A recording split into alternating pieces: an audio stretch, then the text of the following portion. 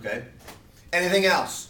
Yes. So for the article questions, it's just going to be like a scenario with like everyone's name in it, and then just like someone doing something illegal or something, or not doing something illegal. Yeah, maybe you'll have heroin. Yeah, and then the multiple choices. Is it correct that so and so stole this? It's going to be the article scenario, but with people's names in it. And what I would say, just to ease up on time a little bit, what I would say, Brazilian, is when you see the take-home quiz that I post, you will see sample multiple choice questions, and that should really, really help. And the multiple choice, the take-home quiz, remember, you get 3 times to take it. The highest one counts. You can knock it off before the Monday exam, or it will be due about a week or so after the Monday exam. Is it timed? It's timed, yes, and it's just based on the chapter questions. So if you wanted to look at it and then take it for the grade later, that's fine, but at least look at it before the exam and you'll see some sample questions. So that's what that is. I made a mistake. I put the needles article on the paper assignment for my other class, but that is something, Big D, that y'all can use. Any questions about Muslim suspect? You remember that was New York State, and they basically just watched Muslims in order to try and defend New York City. This would actually maybe be a NIMBY idea. This would actually be an experiment idea. But remember, ultimately the NYPD were caught, and this was struck down. Needles was talked. Yes, go ahead. What do you?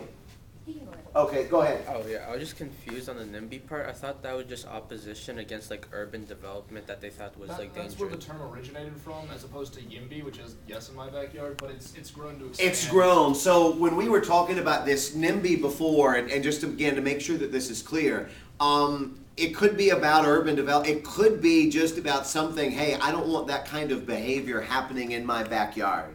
And when we were talking about the sex change operation, it's not saying anything about somebody good or bad getting a sex change. I don't want it to sound like that, but the people in that community at that point of the article did not agree with that kind of thing being done in a government capacity. You don't need to call a press conference, I think, is the way that they looked at that. If you wanted to look at this within the context of all Muslims are suspect, if the police are going around and they're basically just looking at people because of the way that they look, or what they're dressing as, or what their religion is, some people would say, NIMBY, not in my backyard. I don't need the police acting like that. So it could be with a policy. It could be something that you don't want to have happen. It could be something that government is doing that in fact it shouldn't be. It could be something that government is doing to stop somebody from doing something that people don't want happening in their backyard.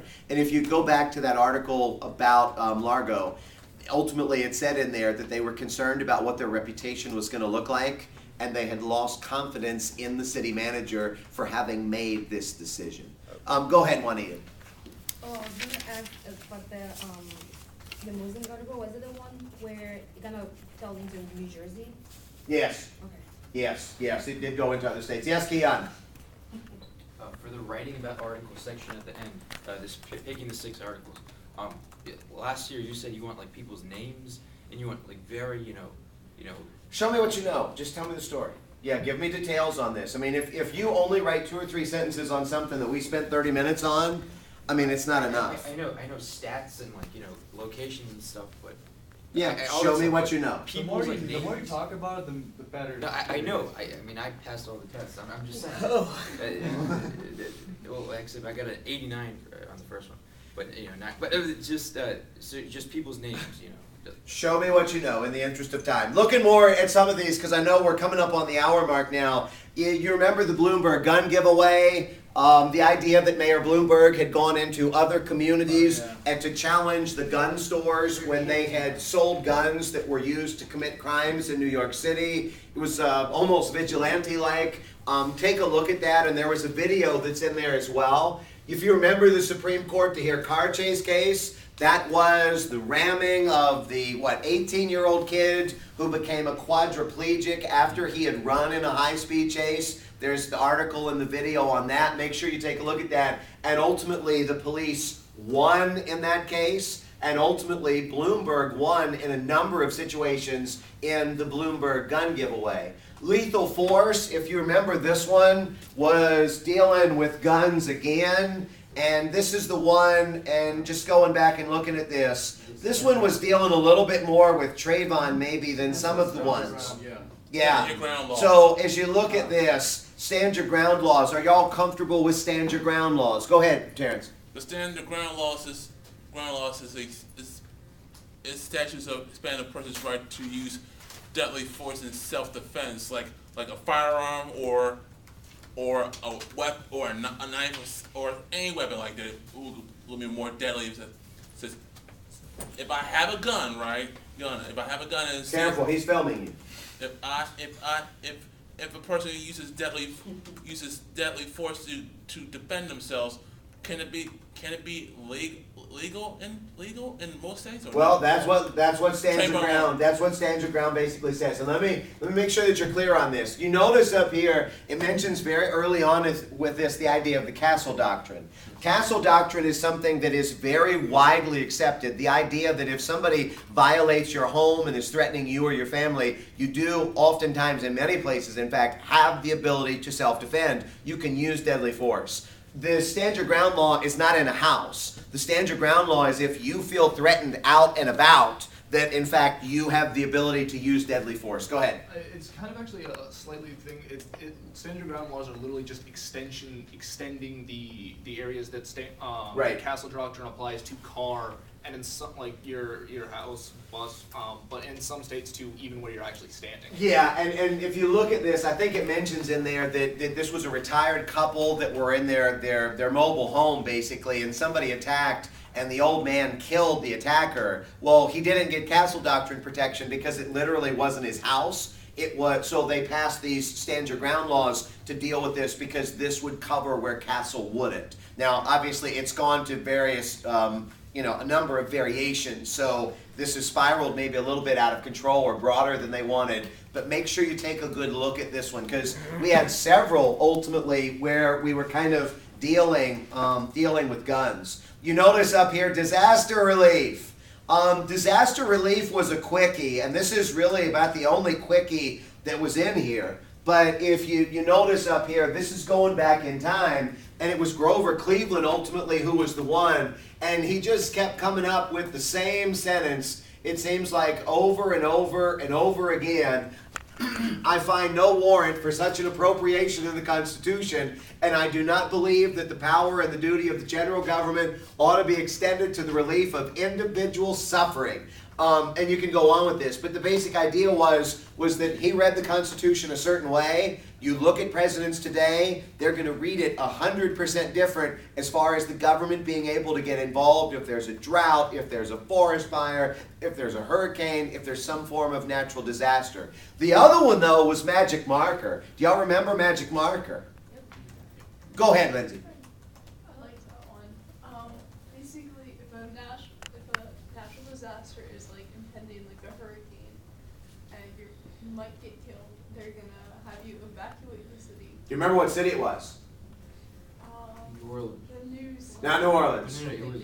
Something news. Newport News, Virginia. Newport News, Virginia actually was very similar to New Orleans in the sense that they were under sea level and ultimately they get hit with a lot of hurricanes. They would go around and do what? So they would go around and they had buses to take you out and evacuate. What would they do with the magic markers? But if you chose not to go on the bus, they'd come around and they'd hand you like a magic marker or a Sharpie and tell you to write your social security number in multiple places all over your body so that would, after you died, they could identify your body. Yeah, that's exactly what it was. This was considered a tough love kind of thing, if you remember on this. And basically, instead of having to go back and rescue all these people, they're like, look, you can get on the bus now. We've got, 72 hours worth of stuff. There are safe places where we can take you. But if you stay, here's a magic marker. Identify yourself with your social security number because we're not coming back until the storm is over. And if you're dead, we'd like to basically know who you are. And the logic of this is that a lot of people would